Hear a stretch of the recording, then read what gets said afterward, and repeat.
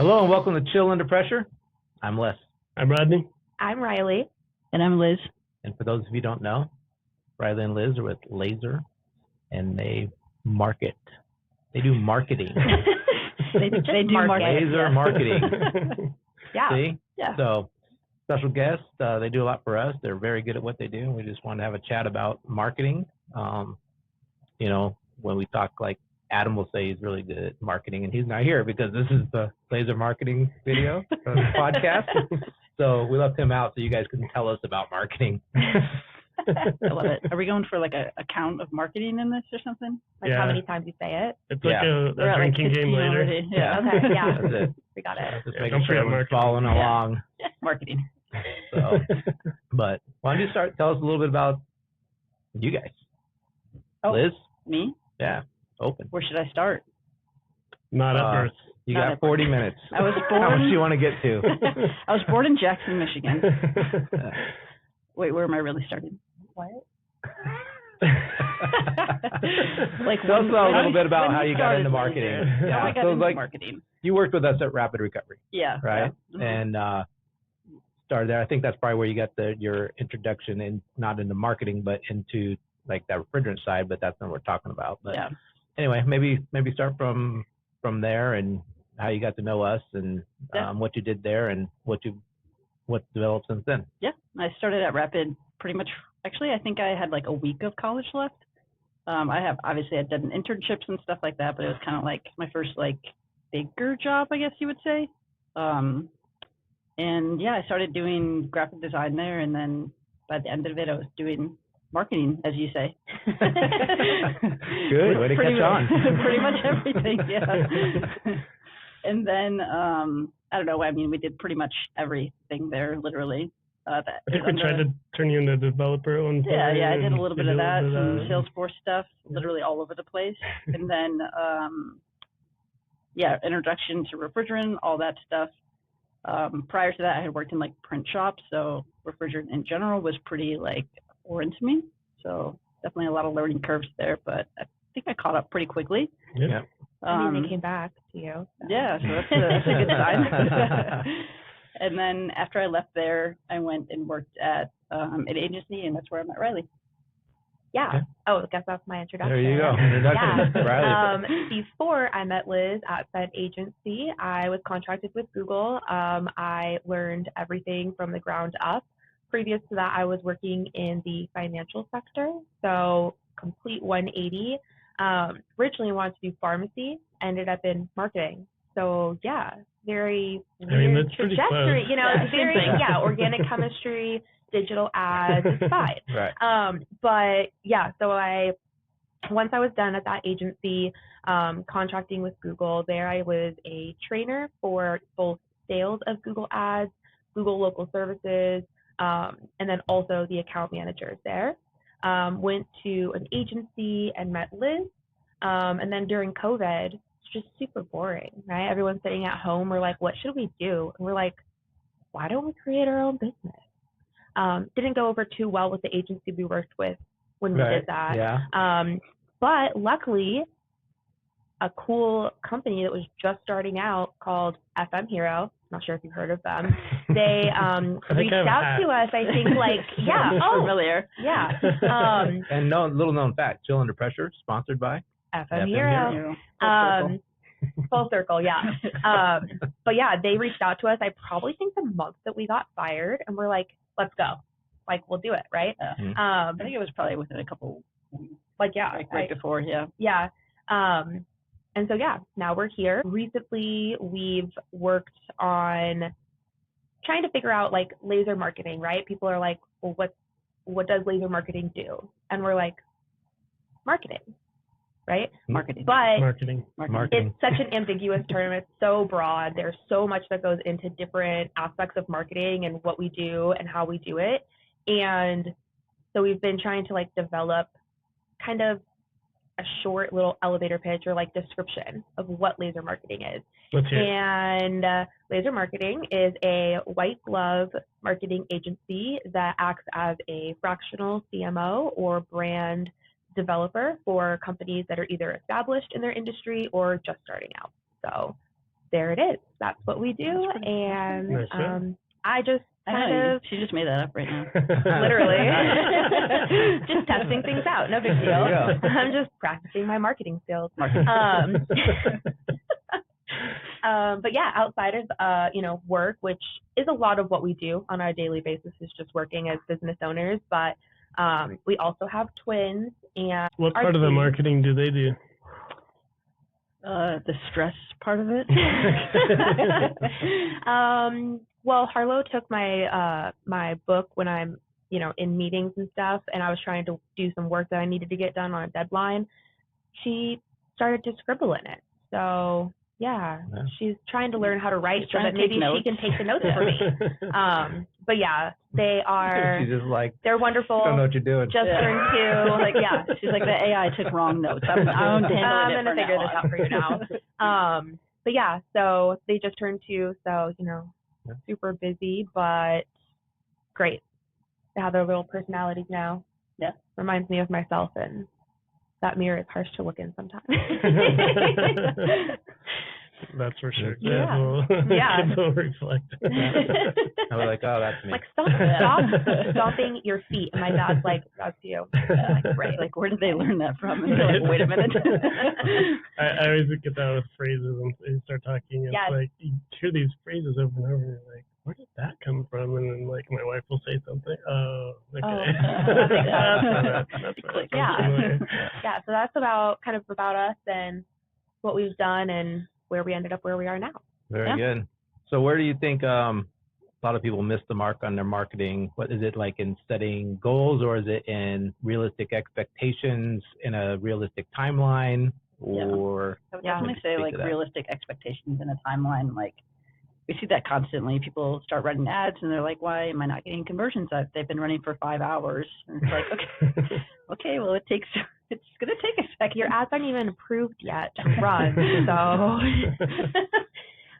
yeah, I would definitely say expectations. I think with the expectations is also, it does come into like the budgets and they want the most for the least amount of money, right? And so you're like, well, we could get you there, but it's going to be X. And they're like, well, get me here with Y.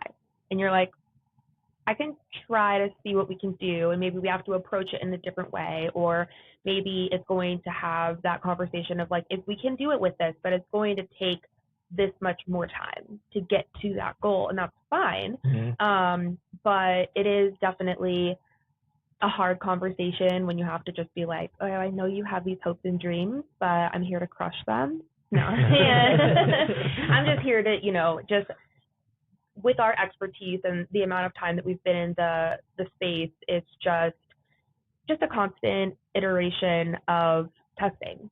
And I think a lot of people don't understand that, and that these bigger companies that they see have tens to hundreds of people that are working on their marketing, and whether that's throughout different companies that they contract with, whether that's in their own internal development, they are constantly doing iterations. Some fail, some pass with flying colors, right? And so that's what we love about marketing too, is that it's always so different. And I was just explaining to Adam the other day that you could have 2 companies that are exactly the same, provide the exact same services. You can run the exact same campaigns and they will perform completely different. And you're like, well, why? It's the logo. It is mostly the logo, which then I would refer to Liz, because that's not me. But yeah, it's just like the different messaging that you have, the different promotions you're setting out, what your competitors look like. And so that leads into a bigger conversation. It's like, okay, well, Jimmy's doing great over here. You thought that you could replicate what he's doing, but you're a different company. You need your own brand, your own voice, your own authority. And so helping people build that is really cool. How much, so there's a lot of coaching, right, going through there, a lot of what you do. And then what about target audiences?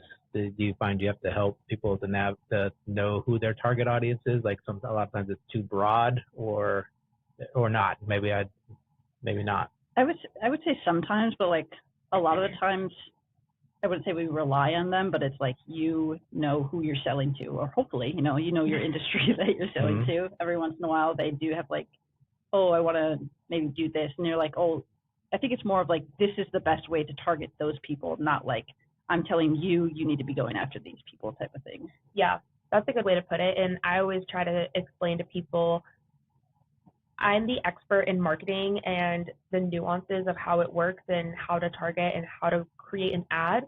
You're the expert in whatever it is that you do. Yeah. Right. And so I'm going to defer to you to make sure that these audiences that I am targeting or these keywords that I'm going after are correct. Because I'll come up with all of the ideas, but I could be way off the mark because I'm not in a plumbing job every single day, taking those calls, doing that work. Yep. And so it is kind of a balance because we do have people that are like, hey, we're just starting out. We don't really know what those titles would be. You know, we know who they might be, but we don't know what they would list themselves as under their LinkedIn profile, right? And then we have to do more research and kind of then come to them with some audience segmentations and be like, is this on the right track? Is this what you're thinking? And then it's more of a conversation there. So more coaching, I would say. So I'm hearing things like, it sounds like you're working more with like newer companies versus maybe older companies. Not necessarily. No, okay. I think we have a good mix of both. I think that, you know, when, for example, like FM Hero was starting out, you guys were brand new, right? Mm-hmm. And also brand new to the market. Like nothing like FM Hero exists. And so that was a pretty big challenge, I guess, on my front. Maybe not so, I don't know about Liz, but because I'd always worked with companies that were established or had that whole, their whole package built out, and they had their promotions and they had their messaging and they had their websites. So I never had brought something brand new to the market in terms of advertising spend, and that was a little intimidating to me at first because I was like, okay, I'm responsible for making sure that all these people know about you, and how do I convey that message, right? And we didn't take coaching very well, right? Like, depends on which one of you I'm talking to. Adam, no. But that's why he's not here. Yeah, but he's already good at marketing, so debatable. Just kidding. But yeah, so I think we have a healthy mix of clients right now where we're able to have that creativity and helping develop their brand, helping develop their voice. And then also people who come to us and are like, hey, this is who we are. This is what we do. Get us a client, right? So it's that way it doesn't feel so overwhelming. If we were only dealing with brand new products that have never hit the market, it would be a whole different ballgame, right? It'd be a lot more work, and we wouldn't be able to be that white glove service as much as we are now, being able to help the clients that we do. Now that you've done the start from scratch, what's your preferred scenario? Like, actually, I'm curious too, like, have you had people where that maybe they've had another marketing agency and they have not been happy with them? And so there's requests then to kind of raise the dead in that sense. Yeah. So what would you say is easier, give birth or raise the dead? I don't know. I'm curious what Ryeelee's opinion is. I would say give birth, although actually giving birth, no thank you. Yeah, that was me. I personally think it's easier to start from fresh because you don't have you're not technically you're some sort of uphill battle, but it's like even harder, like digging yourself out of something that maybe failed than just like starting fresh.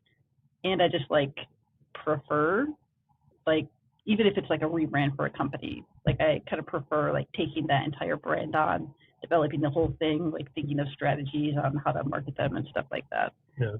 I think that's where the designer comes in with her, right? Is, okay, I want to be able to create this, she has her own vision, right? And that's what makes her so great at what she does is she looks at the company, who they are, who the founders are, how their personalities are like, and is able to take that creatively throughout. My answer would actually be probably raising things from the dead, because my role in Google Ads and LinkedIn and social media and content would be data.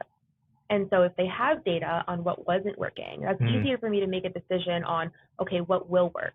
Whereas with a company who has no established data, doesn't have even any benchmark data as to how they could possibly perform with said audiences, right? Like if you look at an HVAC company, I can find benchmark data everywhere, anywhere, right? I can talk to any other agency or any other connection I have. But with this specific product that we're just bringing to market that's never been another of its kind, I don't have that. Yeah. So when I bring it to the owners at FM Hero, I'm like, we can try this. I have nothing to compare it to. I have no idea how it's going to go. I have no idea what you can expect from it. But once it runs and I spend the money, we'll see what happens. Right. It might fail, it might succeed, and then we'll have to pivot. And so I think that's a lot harder for me.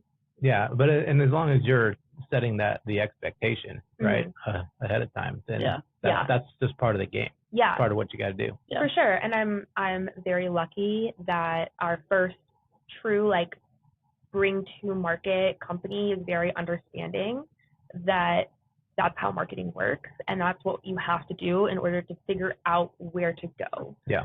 Where, other companies, especially ones who have been burned by agencies, are very untrusting, right? And of course, and it makes complete sense. Mm-hmm. I think we talk to clients all the time, and potential clients that are like, well, I'm not sure if I'm ready to give my ads over to an agency again. Because the last time I did that, they took my account, and when I left, they took all of my data. They didn't give me anything.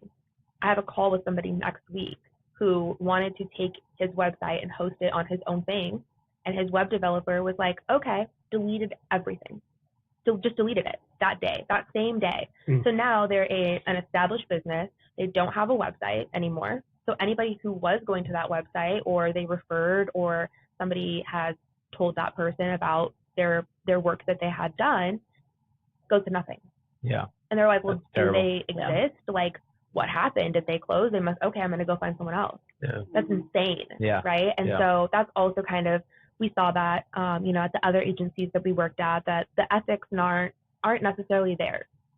And so that's something that we pride ourselves on. Is like, when we bring clients on, we're like, hey, you're going to own everything. You're going to have the admin access. You're going to create the accounts. We'll help you on how to do that. But then you'll give us the access. Hey, man, I don't have any admin access. There's a reason. Oh, okay. Yeah. Just checking. You're not the marketer. Everyone's like, who added less? Take them off now. Give them access to the behind-the-scenes ones that actually doesn't do anything. Yeah. the controller when you're off. Yeah. We don't have experience with that yet, but we will, I'm sure. Yeah, and so that's also kind of one of the pillars of laser marketing is like full transparency. If something goes wrong, you are the first people that we call. We're not like, how can we cover it up? What can we say? What are we going to let's fudge the numbers. Let's just act like that didn't happen. That's not who we are. Yeah. And that's because we've seen that's how so many people in the marketing world are. Yeah. And that's one of the reasons we grimy. Value the relationship. Because we know we're getting it straight. Like, hey, this I accidentally overspent on your campaign, but when I told you that, I also said we're taking that cost off of the next month's retainer. Big companies wouldn't do that. They would be like, oh, whoops, our bad, have a good day, right? Sure, there's some line in the contract. That covers them. Yeah, so, we really pride ourselves on being very transparent, very open, honest, and just that's why when I was... And I would say accessible. Yeah, exactly. Right? Like you're accessible. We have questions, we can reach out and call, and have conversations about stuff. And I can call and go, hey, I got this idea, and you go, that sounds great. Let's talk about that. And then or we'll be like, what? No, that's what you do when you hang up, right? But at least you take the call. Yeah, exactly. When you hang up, you're like, Les. I don't know. Yeah, that sounds great. So what about the design side, Liz? The design side on design, what's your processes like going through that? Like starting from... Yeah, I don't know anything about it, so we don't give away our secrets. It's proprietary. Well, that headset you're wearing is extracting information right now. You don't know it, you don't feel it, but it's happening. What is my process? Oh, God. I mean, it's different for every client, really. It really depends, are they established or are we starting from scratch? If they're established, obviously giving, brand standards guides. I feel like I'm really, I wouldn't say, to a fault, but I'm very, they have a brand standard guide. They made it for a reason. And so we kind of need to follow that, exactly how it is, I feel like, especially from working at Rapid, being a franchise business, like, you know, I put a lot of work into our brand standards and stuff like that. So I expected people to follow it. So if I go to companies that have it already, you know, I try to do the same thing. If they're fresh, you know, that's probably creating it, whether it's creating new identities or maybe they have a logo and we're starting there. There's a lot of different like paths, I guess, that we can start on. But yeah, I'm like, I feel like I'm very like systems oriented with design. Like, and I like to make sure everything looks consistent. We've tried to use like contractors in the past that are like, here, this brand is established, like let's make a flyer that looks like it, and then it's like, I don't know what you were looking at, but this way, like, are you colorblind? The colors aren't even right. Yeah, so that's like super important to me. Yeah, well, one of the things you just did recently is worked on a campaign for There's No Space, right? For what? FM Hero, no space. Oh, yeah. Right? To get the brand standard, because people use a space between the FM and the Hero, and it's no space. Yeah, right? Exactly. So you did a whole campaign just to, you know, address that and how the brand standard is out there. So that was cool, and that was a fun one, right? Stuff you guys came up with. So do you ever suggest changes to brand standards? Like you get in there and then you establish and you're like, all right, maybe we should talk about why this or why that. Yeah, all the time. I would say the majority of like my changes they kind of like come over time. It's not like I'm gonna like have like a big sit down that's like, hey, I really think that unless something major, like, yeah, green really isn't the color for you guys. Like people hate green, you know, or whatever the case may be. Right? They might. Or for example, like if somebody was going international and they were using the color that, and like I feel like you don't really have this in the U.S., but in other countries, it's like some colors are like really bad, like you can't use them. So it's like, okay, well, you have to think about that. Like we're going to a different country, we can't use this specific color anymore. Oh my God, I almost knocked that over. Hey, he's messing with our FM Hero action figure over there. It's coming at me. But as far as like changes go, some of them just happen over time. Yeah. Well, yeah, because you would wait for you till you have the relational equity. Exactly. To go in I'm not there just going to go start changing things. And it's stuff like maybe I notice like, oh, maybe this font is too heavy or something like that. We need something a little bit lighter. Right. Or it's like something like your brand hasn't been refreshed in 5-10 years or something like that. Like we kind of. That's the way we've always done it. We hear that a lot. Yes, we do hear that a lot. That's why we're here. But it's like, I don't know, some of it just goes so deep into like your website, for example. If you have the same website, you haven't added one page, one resource to it in 5 years, like Google's gonna like they're put ignoring that thing all. You're on page like 354. Like they don't even care about you. They barely even know you exist anymore. Yeah. So that's something that a lot of people probably don't know, though, right? Like if you're not updating your stuff, you're gonna get you're just gonna slowly crawl to the bottom. Oh yeah. I mean, it's not really slow. They're like, you haven't posted anything in the last week, bye. Right? Like you haven't made a change, you haven't done this, because there are so many companies and so many businesses that are being even created every day, right? That are then being crawled. And with the rise of like AI, it's like even more competitive, right? And so really just trying to be on top of it and know that like you need to be consistently like reiterating your stuff in order for you to stay relevant in today's age is so important. And people are like, well, that's how we've always done it, right? And it's like, that's not going to fly anymore. It hasn't for years, but even more so now. Well, and like SEO algorithms change all the time. Oh, yeah. And, like every other month with AI coming. Yeah. How do you guys stay ahead of changes like that? I mean, just kind of like staying up to date with like industry news and stuff like that. Really like social media probably is the best way for us, just because we're already on there with our clients and stuff like that. So we see this stuff changing. I mean, even things as small as like Instagram image sizes. The image sizes. They've changed it like 3 times in like the past 2 months. And if you don't keep updating it, your images don't get shown as much. Like they get deranked there too. So, or they get cut off. Like you think that you have a larger space than you actually do. And so you create an image that's larger and then you go to post it and information is cut off, or somebody, like you see half the face or whatever, right?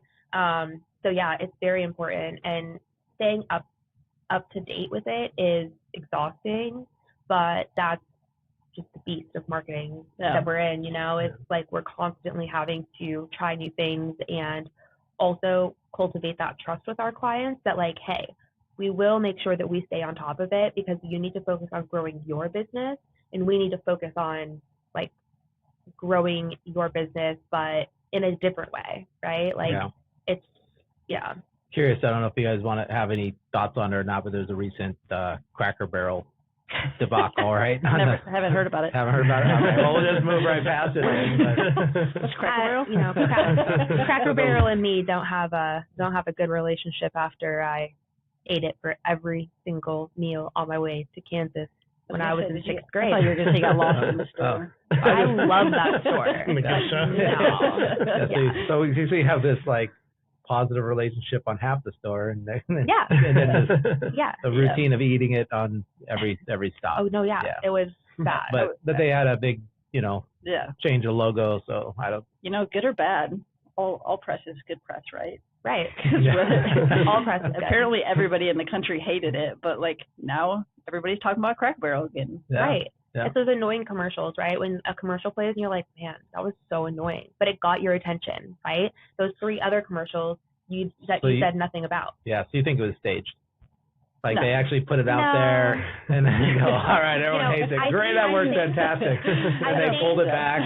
I think they actually wanted to change it. It is always such a risk when you do a rebrand that's so drastic. Mm-hmm. You're always going to have these polarized opinions and options, and people like what they know.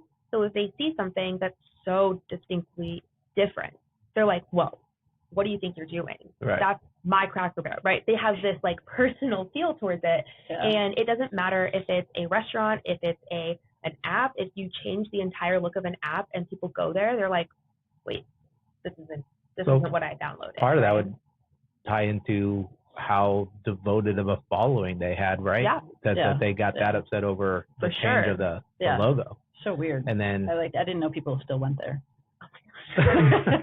I eat there.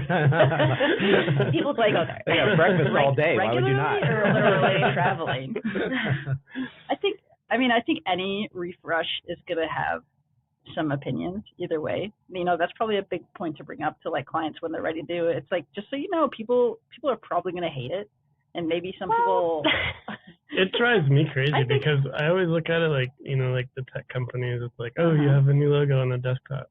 Why do I care? Like, exactly. That still doesn't work. That still doesn't work. Yeah. Is the food good? Does the food taste the same? Yeah. Can I get breakfast all day? Yeah. I don't care with that. And maybe it's just like the industry that I'm in. Like anytime I see a logo get refreshed, somebody always has something bad to say about it. And they're like pinpointing like every little, and it's like you said, like, oh, big refreshes. I see it with the small ones too. And like I think like Gmail will change their colors every once in a while. Really? People are, Oh. you don't even know. But people get annoyed at that, and it's like sometimes I think people have too much time on their hands. But also it's like the beast of degrees though too, right? Like that. Yeah. The Cracker Barrel one was huge. Like the degree of the revolt was big. And where a lot of times you're always going to have the minor stuff. Yeah, like because Liz is in the industry and she follows all the people that are noticing color changes, noticing logo changes, noticing spacing on the logo, right? Where I don't necessarily might not notice those things. I'm like, oh, okay, like maybe something looks different, but I don't know what it was. And she's like, oh no, they added 1.25 pixels on the top and on the bottom. And I was like, that's why you're the expert in what you are, and I'm not.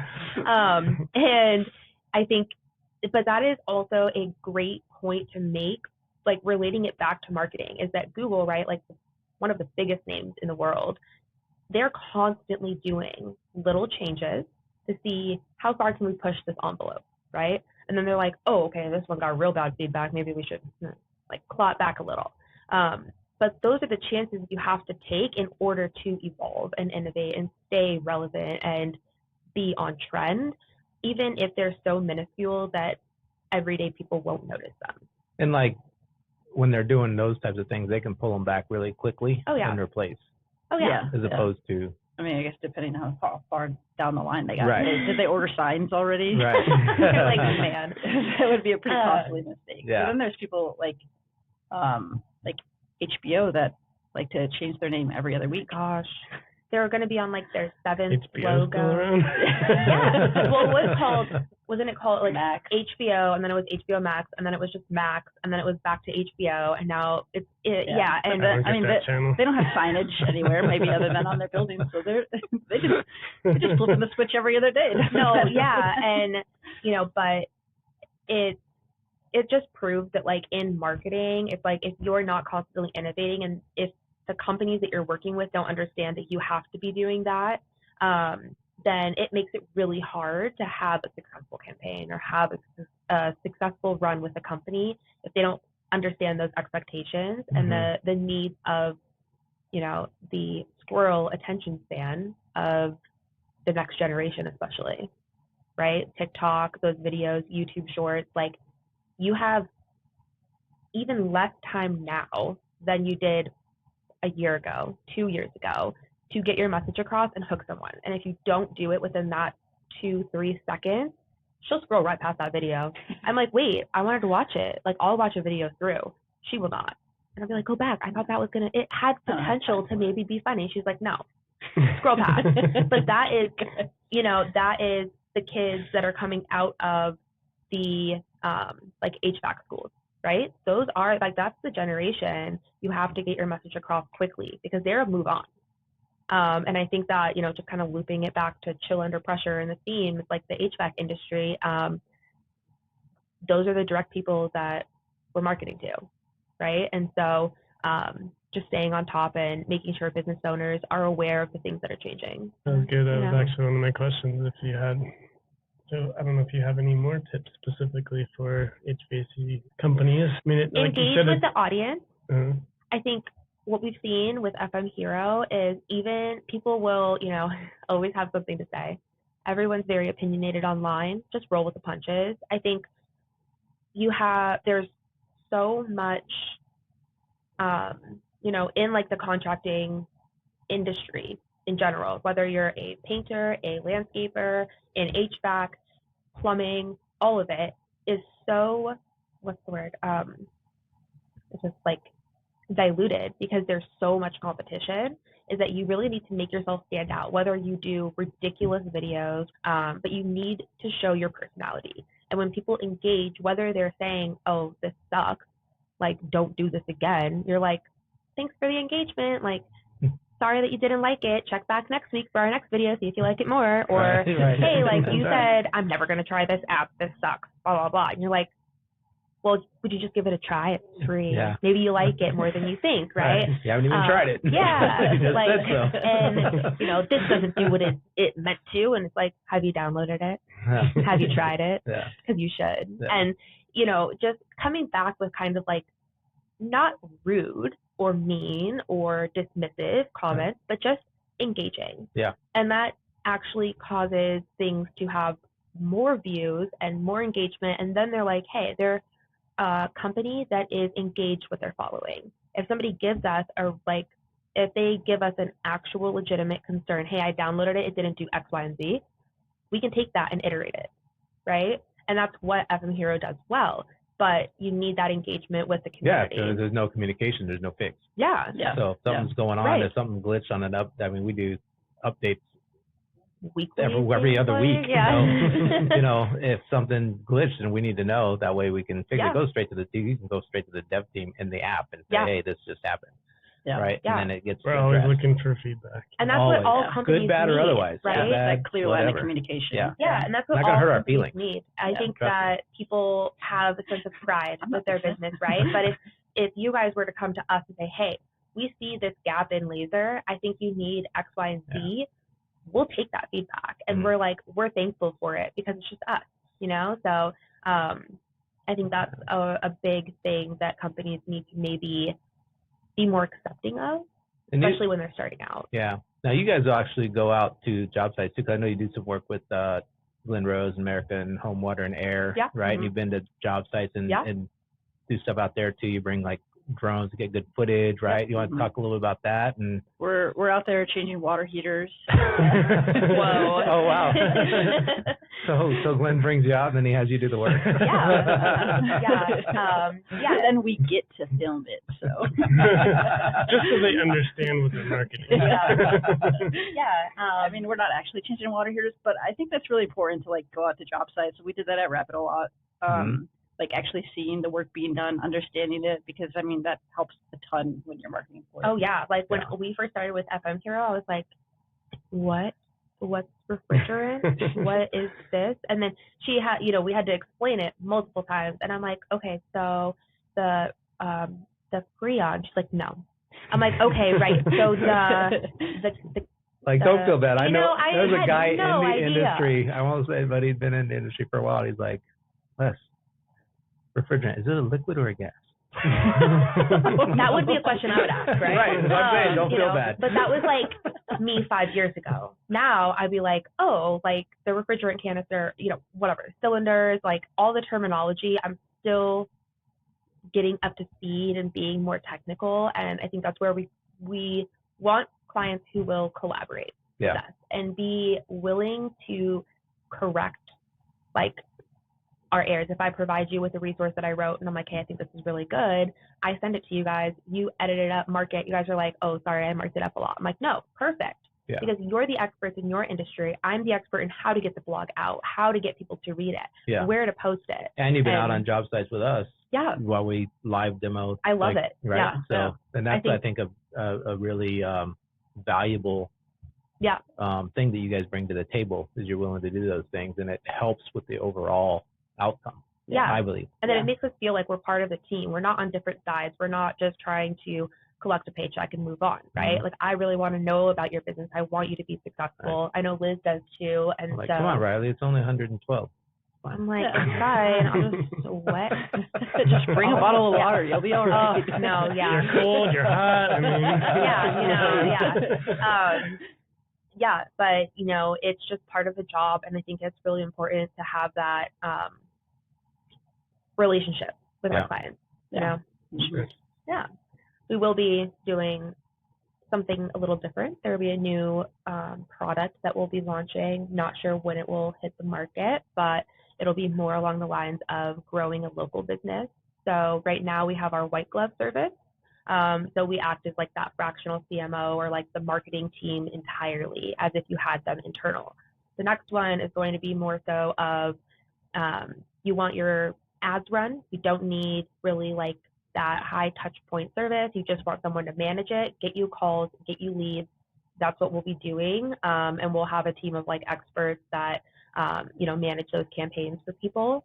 Just wanted to, throw that in there and mic drop it a little bit. Teaser. But yeah, I mean, that's in the process. And is that part of marketing, putting that stuff out there like that? It is. Marketing. Marketing. Yeah. Speaking of, how would people get a hold of you guys if they want to try out this white glove service or your new offering? A delivery pigeon. Marketing.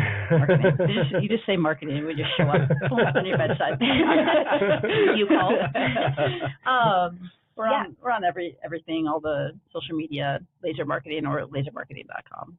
Yeah. And that's LZR, but it's not pronounced LZR. LZR Marketing. Yeah. I got props for getting it right. Yeah. That was good. LZR, Laser, people use it interchangeably. Or just contact these guys and they know how to get a hold of us. Call Les, Rodney, Adam, John, Glenn Rose. All of the above. Kirsten. They all know how to get a hold of us.